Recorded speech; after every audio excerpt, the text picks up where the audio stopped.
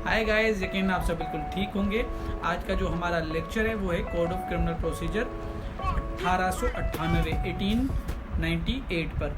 तो आज के लेक्चर में हम सीआरपीसी, आज हमारा पहला लेक्चर है, फर्स्ट लेक्चर है सीआरपीसी का, जिसमें हम सीआरपीसी पढ़ेंगे और सेक्शन 1 से शुरू से स्टार्ट करेंगे और कोशिश करेंगे कि आसान ज़ुबान में, सादा सा ज़ुबान में और विद एग्जांपल्स हम पढ़ें ताकि समझ आ सके और लेक्चर जो है वो इजी रहे सबके लिए जो इस वीडियो लेक्चर को सुन रहे हैं। तो स्टार्ट करने से पहले मैं यहाँ पे आपको बताता चलूँ कि जो सीआरपीसी है, कोड ऑफ क्रिमिनल प्रोसीजर, ये प्रोसीजरल लॉ है।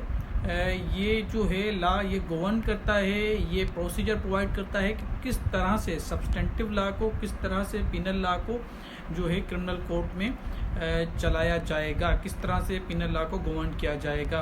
पीपीसी में जो सज़ाएं हैं, पीपीसी में जो ऑफेंसेस हैं, उनको किस तरह से क्रिमिनल कोर्ट ट्राई करेगी, उस सब का मैकेनिज़्म, उसका प्रोसीजर जो है वो सीआरपीसी बतलाता है।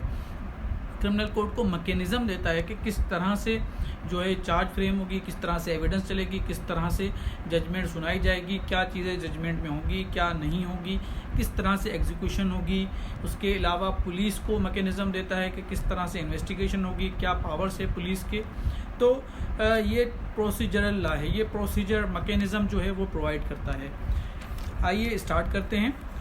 जो सेक्शन 1 है इसका, वो है शॉर्ट टाइटल एंड एक्सटेंट का, कमेंसमेंट का, शॉर्ट टाइटल एंड कमेंसमेंट का सेक्शन 1 है। सेक्शन 1 कहता है कि दिस एक्ट में be called the code of criminal procedure 1898। ये जो एक्ट है ये कहलाएगा कोड ऑफ क्रिमिनल प्रोसीजर, यानी कि ज़ाब्ता फौजदारी 1898 1898 and it shall come into force on the first day of July. और ये जो एक्ट है ये जुलाई की पहली तारीख 1898 से जो है ये लागू होना, ये जो है इम्प्लीमेंट होना शुरू हो जाएगा। इसी सेक्शन 1 के जो है सब क्लास 2 वो एक्सटेंट बताता है। वो कहता है कि it extend to the whole of Pakistan. ये जो है पूरे पाकिस्तान में लागू होगा, पूरे पाकिस्तान में इस्तेमाल होगा। But in the absence of any specific provision to the contrary, nothing herein contained shall affect any special or local law now in force or any special jurisdiction or power conferred or any special form of procedure prescribed। कहता है कि ये जो law है ये पूरे पाकिस्तान में इस्तेमाल होगा, लेकिन अगर कहीं पर कोई स्पेशल या लोकल लॉ है जो अपना प्रोसीजर आप प्रोवाइड करते हैं या किसी चीज़ का प्रोसीजर जो है वो लॉ बतलाते हैं, तो फिर उनको देखा जाएगा, उस सूरत में उनको देखा जाएगा। अदरवाइज़ सीआरपीसी को फॉलो किया जाएगा, इस लॉ को फॉलो किया जाएगा। मज़ीद बताता है कि अगर किसी जगह पे, किसी स्पेशल जुरिस्डिक्शन पे कोई जो है लॉ बनाया जाता है, कोई कानून साजी करके कोई जो है अलग से प्रोसीजर बनाया जाता है, या किसी प्रोसीजर को जो है फॉर द टाइम बिंग जो है इम्पोज किया जाता है, तो उसको फॉलो किया जाएगा, ना कि सीआरपीसी को। अगर आप स्पेशल और लोकल लॉ के लिहाज से देखें तो जैसे नेब है, नेब कवानीन में प्रोसीजर जो है उनमें प्रोवाइडेड होता है, तो सीआरपीसी को नहीं, नेब के कवानीन के जो प्रोसीजर है उसको देखा जाता है। जो चीज़ नेब ऑर्डिनेंस में नहीं होती तो फिर देन आफ्टर सीआरपीसी की तरफ मुतवज्जा हुआ जाता है। उसके बाद आते हैं हम सेक्शन 4 की तरफ। सेक्शन 4 जो है वो है डेफिनेशन का। कोई भी आप लॉ पढ़ेंगे, अगर आप सीपीसी पढ़ें, आप पाकिस्तान पिनल कोड पढ़ें, आप स्पेसिफिक रिलीफ एक्ट पढ़ें, किसी भी लॉ पढ़ें में जब आप पढ़ेंगे तो जो सेक्शन 2 होता है या 4 होता है उसमें डेफिनेशंस होती है, डेफिनेशंस बताई जाती है, जिसमें डिफ़ाइन किया जाता है कि इस कानून में, इस लॉ में आगे चल के जो वर्ड्स आने हैं उनकी क्या जो है मीनिंग आप ले सकते हैं, उसकी क्या मीनिंग्स होंगी। तो जो एक्ट है, जो लॉ है, वो खुद मीनिंग्स जो है वो डिफ़ाइन करता है।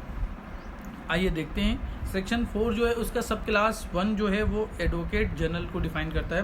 कहता है कि advocate general includes also a government advocate और where there is no advocate general और government advocate, such officer is the provincial government में from time to time appoint in this behalf. कहता है कि एडवोकेट जनरल से मुराद के वो एडवोकेट जनरल जो गवर्नमेंट जो है अपॉइंट करती है, या फिर अगर एडवोकेट जनरल नहीं है तो किसी भी पर्सन को गवर्नमेंट उस रिगार्ड पे, उस पर्पस के लिए अगर अपॉइंट करती है एडवोकेट जनरल के काम के लिए, तो वो जो है for the time being advocate general होगा। और एडवोकेट जनरल जो है वो प्रोवाइडेड हैं कॉन्स्टिट्यूशन ऑफ पाकिस्तान 1973 के आर्टिकल 140 में। तो आप सब क्लास ए को जो है रीड विद करेंगे आर्टिकल 140 कॉन्स्टिट्यूशन के साथ, वहाँ पे आपको एडवोकेट जनरल मिलेगा। इसके बाद है सब क्लास बी सेक्शन 4 का, जो कि bailable offence and non bailable offence के बारे में बताता है। कहता है कि bailable offence means an offence shown as bailable in the second schedule और which is made bailable by any other law for the time being in force, and non bailable offence means any other offence. यहाँ पे just इतना बताता है, लेकिन मैं यहाँ पे आपको बताता चलूँ कि जो शेड्यूल 2 है CRPC का, वहाँ पे कॉलम्स बने हुए हैं, वहाँ पे 8 कॉलम है, जिसमें कॉलम नंबर 5 है। कॉलम नंबर 5 उसमें बताया गया है कि कौन सा ऑफेंस जो है वो बेलेबल है एंड कौन सा ऑफेंस जो है वो नॉन बेलेबल है। तो वहाँ पर कॉलम 5 में आपको पता चलेगा कि ऑफेंस बेलेबल कौन से एंड नॉन बेलेबल कौन से। यहाँ मैं आपको बताता चलूँ कि जो बेलेबल ऑफेंस होता है उसकी जो एप्लीकेशन होती है, बेल एप्लीकेशन जो होती है वो सेक्शन 496 अंडर सेक्शन 496 CRPC के तहत फाइल होती है, और नॉन बेलेबल की जो है वो फाइल होती है 497 CRPC के तहत। बेलेबल ऑफेंसेस से मुराद के वो offences in which bail is a right of the party, जिसमें बेल जो है एज अ राइट दी जाती है, as a matter of right दी जाती है अंडर सेक्शन 496 CRPC में। नॉन बेलेबल ऑफेंसेस से मुराद के वो ऑफेंसेस जिनमें bail as a matter of right नहीं दी जाती बल्कि एज अ कंसेशन दी जाती है, जिसमें बेल जो है as a concession court grant करती है, जैसे 497 हैं। वो ऑफेंसेस जो प्रोहिबिटरी क्लास में फाल होते हैं वो 497 में जो है नॉन बेलेबल ऑफेंसेस हैं, और जिनमें जो बेल है कोर्ट वो एज ए कंसेशन देती है, और कुछ ऐसे सर्कमस्टेंसेस में देती है कोर्ट जो कि एक्सेप्शनल है, वहाँ आप 497 में वो प्रोवाइडेड है। उसके बाद चार्ज जो है सब क्लास सी जो है वो चार्ज को डिफाइन करता है। कहता है कि charge includes any head of charge when the charge contains more heads than one. तो जो सब क्लास सी है चार्ज जो है CRPC में कहीं पे भी वाज़े तौर से डिफाइन नहीं है। जो चैप्टर 19 है CRPC का सेक्शन 221 से लेकर 240 तक वो चार्ज के ऊपर है। वो चैप्टर बताता है कि चार्ज किस तरह फ्रेम होगी, चार्ज के क्या कंटेंट्स होंगे, चार्ज अगर जो है सही फ्रेम नहीं होती तो चार्ज की अल्ट्रेशन किस तरह होगी, ज्वाइंटर ऑफ चार्ज कैसे होगा, चार्ज ज्वाइंट किस तरह होगी। तो चार्ज से रिलेटिंग जो भी चीज़ें हैं सब आपको सेक्शन 221 से लेकर 240 तक मिलेंगे चैप्टर 19 CRPC में। और मैजिस्ट्रेट ट्रायल जो है उसमें चार्ज फ्रेम होती है अंडर सेक्शन 242 CRPC। यहाँ मैं एक डेफिनेशन आपको बताता चलूँ कि चार्ज जो है उसको कहा जाता है कि precise statement of allegation levelled against accused. Charge से मुराद के एक जो है प्रिसाइज एक मखसूस मुख्तसर सी स्टेटमेंट जो है अक्यूज्ड के ऊपर जो है बनाई गई होती है, जो अक्यूज्ड के ऊपर एलिगेशंस लगाई गई हैं उसकी मखसूस मुख्तसर सी स्टेटमेंट, जो कि जब मैजिस्ट्रेट ट्रायल चलता है तो वहाँ पर जो होता है मैजिस्ट्रेट ट्रायल के अंदर जब फ्रेम की जाती है अंडर सेक्शन 242 तो वहाँ पर मुख्तसर से स्टेटमेंट होती है जिसमें बताया जाता है कि ये चार्जेस हैं, ये एलिगेशन है जो आपके अगेंस्ट लेवल की जा रही हैं, तो इसको कहते हैं चार्ज। उसके बाद है एफ सब क्लास जिसमें cognizable offence and cognizable case define है।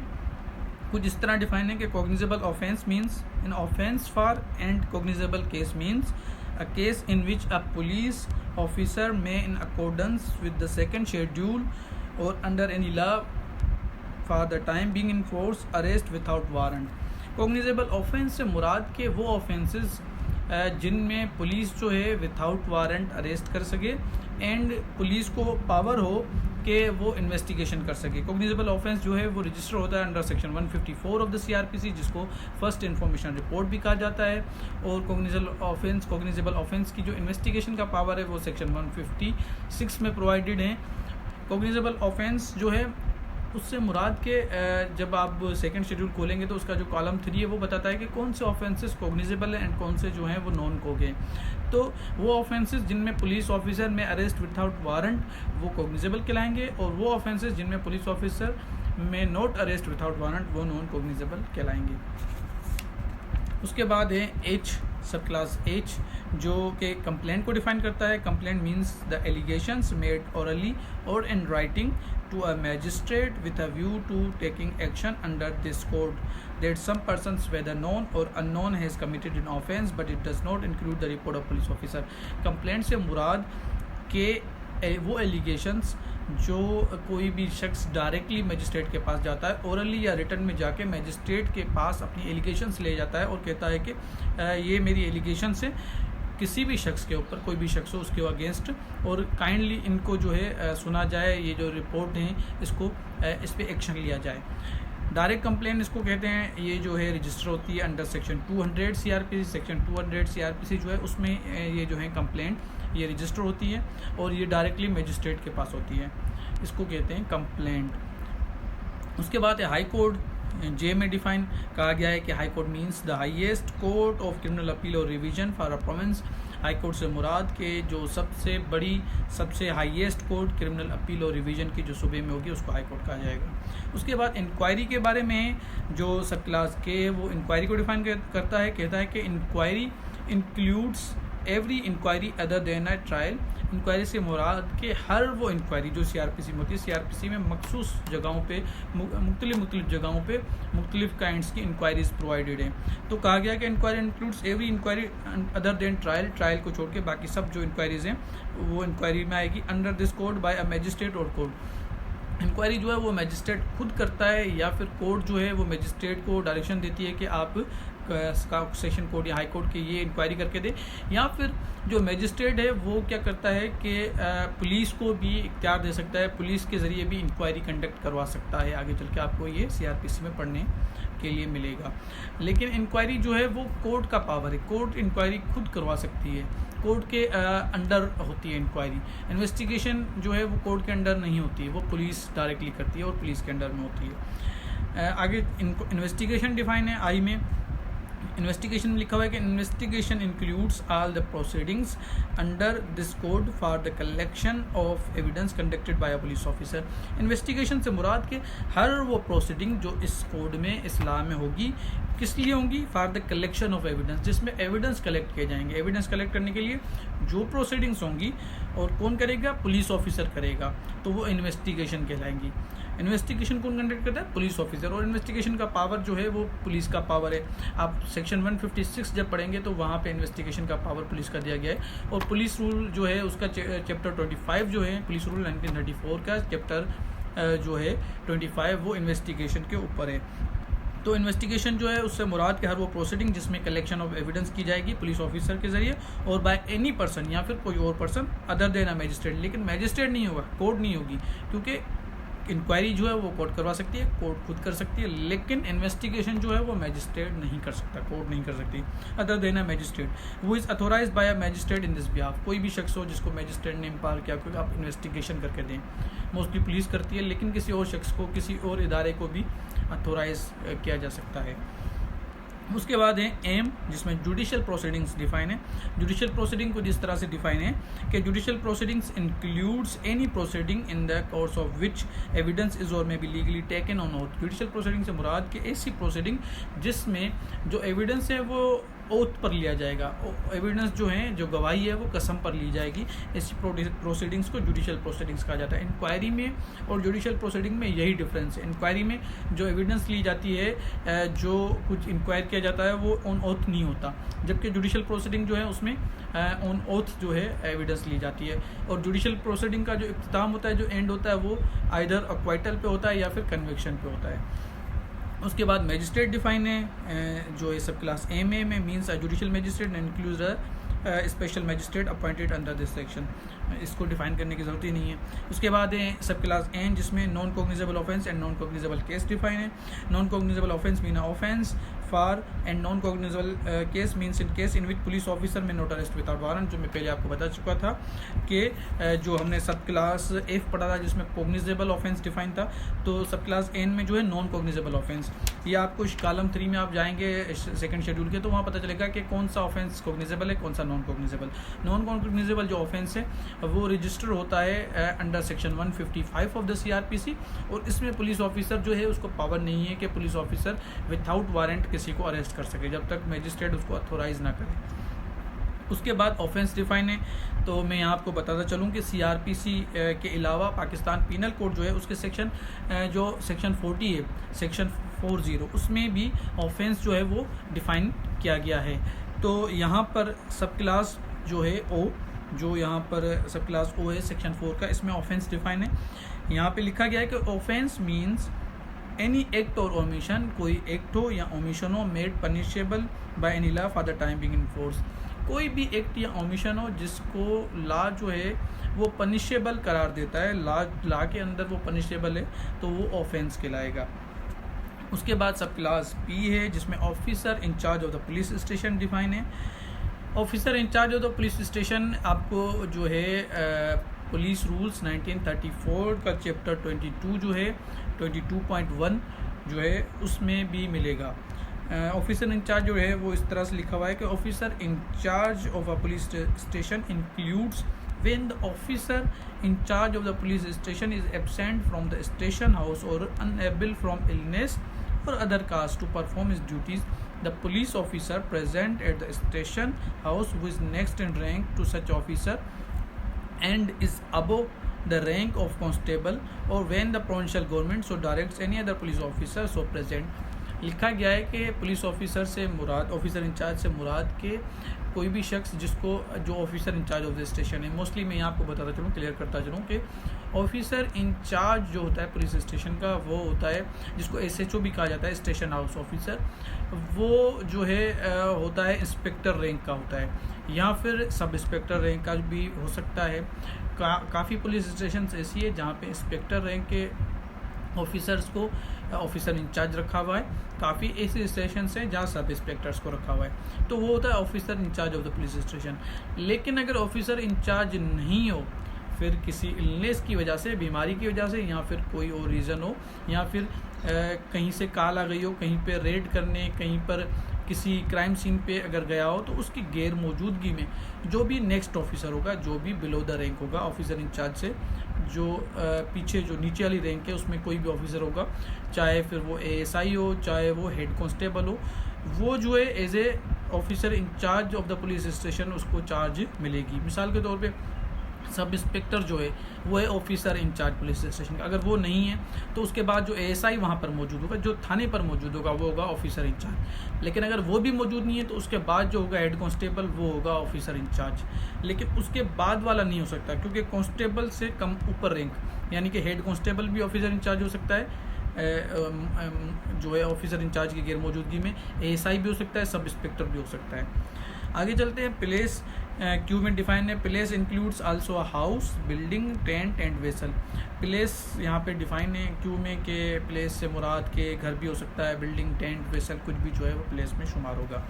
उसके बाद है प्लीडर डिफाइन। अच्छा, मैं यहाँ पे बताता चलूँ कि officer in charge of the police station जो है MCQs में कई बार आ चुका है, सिविल जज एंड जुडिशल एग्जाम में, और जो प्लीडर है ये भी कई बार जो है आ चुका है। 2017 का जो MCQs है उसमें प्लीडर जो है वो आ चुका है एग्जाम में, MCQs एग्जाम में। जो प्लीडर है वो इस तरह से डिफाइन है कि pleader used with reference to any proceeding in any courts means a pleader or a mukhtar authorized under any law for the time being in force or practice in such court, and includes an advocate, a vakil and an attorney of a high court so authorized, and any other person appointed with the permission of the court to act in such proceeding। Pleader से मुराद के कोई भी शख्स जो कि किसी भी कोर्ट में कोई प्रोसीडिंग चलाता है, किसी प्रोसीडिंग के अंदर पेश होता है, वो मुख्तार भी हो सकता है, वो वकील भी हो सकता है, उसको एडवोकेट भी कहा जाएगा, या कोई भी शख्स, किसी भी शख्स को अगर कोर्ट परमिशन देती है कि वो कोर्ट में आके पेश हो एज ए जो वकील एंड वो प्रोसीडिंग्स चला सके, प्रोसीडिंग्स में पेश हो सके, तो वो प्लीडर कहलाएगा। उसके बाद है एस, जिसमें पुलिस स्टेशन डिफाइन है। Police station means any post और प्लेस डिक्लेयर्ड जनरली और specially by the provincial government. Police station से मुराद के कोई भी पोस्ट या कोई भी जो है प्लेस जिसको प्रोविंशियल गवर्नमेंट ने डिक्लेयर किया हो एज ए पुलिस स्टेशन। कोई भी जो जगह हो, कोई भी लोकल एरिया में कोई जगह है, कोई प्लेस है जिसको प्रोविंशियल गवर्नमेंट ने नोटिफिकेशन निकाल के उसको थाने की हैसियत दी गई है, उसको पुलिस स्टेशन की हैसियत दी गई है, डिक्लेरेशन दी गई है, तो पुलिस स्टेशन कहलाएगा। उसके बाद पब्लिक प्रोसिक्यूटर डिफाइन है टी में, सब क्लास टी में कहा गया है कि public prosecutor means any person appointed under section 492। कोई भी शख्स जो कि एज ए पब्लिक प्रोसिक्यूटर गवर्नमेंट अपॉइंट करती है सेक्शन 492 के तहत and includes any person acting under the directions of public prosecutor, या फिर कोई भी पर्सन जो कि एक्ट कर रहा हो, जो कि काम कर रहा हो पब्लिक प्रोसिक्यूटर की डायरेक्शंस पे, and any person conducting a prosecution on behalf of the state, या फिर कोई भी पर्सन जो कि स्टेट के बिहाफ पे क्रिमिनल केस में प्रोसिक्यूशंस जो है कंडक्ट कर रहा हो, प्रोसिक्यूशन चला रहा हो in any high court in the exercise original criminal, तो वो कहलाएगा पब्लिक प्रोसिक्यूटर। उसके बाद यू में सब डिवीज़न डिफाइन है कि sub division sub division of a district, sub division से मुराद के जो सब डिवीज़न जो ज़ेली तहसील होती है डिस्ट्रिक्ट की, वो सब डिवीज़न कहलाएगी। उसके बाद जो है यहाँ तक था सेक्शन 4। उसके बाद सेक्शन 5 जो है उसमें कहा गया है कि trial of offence under penal code, कहा गया है कि all offences under the Pakistan penal code shall be investigated, सब ऑफेंसेस जो कि पाकिस्तान पीनल कोड में है वो इन्वेस्टिगेट किए जाएंगे, इंक्वायर किए जाएंगे, into tried and otherwise deal with according to the provision of the content. जो भी पाकिस्तान पीनल कोड में ऑफेंसेस हैं वो इन्वेस्टिगेट किए जाएंगे, वो इंक्वायर किए जाएंगे, वो ट्राई किए जाएंगे इस लॉ के तहत, CRPC के ज़रिए किए जाएंगे। जो मैं पहले भी आपको बता चुका था इंट्रोडक्शन में कि वो सारे के सारे जो है वो गवर्न किए जाएंगे, सारे के सारे ट्राई किए जाएंगे CRPC के ज़रिए। PPC shall be govern by this act, simply हम ऐसे कह सकते हैं। उसके बाद सब क्लास 2 है सेक्शन 5 का, कहता है कि trial of offences against other laws, कहता है कि all offences under any other law shall be investigated, inquired into, tried and otherwise dealt with according to the same provisions but subject to any enactment by the time being enforced regulating the matter of the place of investigation का क्या है कि अगर कोई और law है Pakistan penal code के अलावा कोई और लॉ है और उसमें ऑफेंसेस प्रोवाइड हैं, तो उनको भी उसी तरह से इन्वेस्टिगेट किया जाएगा, उसी तरह से ट्राई किया जाएगा, उसी तरह से उनको चलाया जाएगा जैसे मैकेनिज़्म CRPC में बताया गया है। पर अगर उन लॉ में या फिर कोई और स्पेशल लॉ बना के उसका प्रोसीजर बताया जाता है, मैकेनिज़्म प्रोवाइड किया जाता है, तो उस स्पेशल लॉ के ज़रिए उसको मैकेनिज़्म दिया जाएगा, उसको गवर्न किया जाएगा। अगर नहीं तो फिर CRPC के ज़रिए वो जो दूसरे लॉज हैं, दूसरे जो स्पेशल लॉज हैं, उनको गवर्न किया जाएगा। तो आज का लेक्चर यहाँ तक था।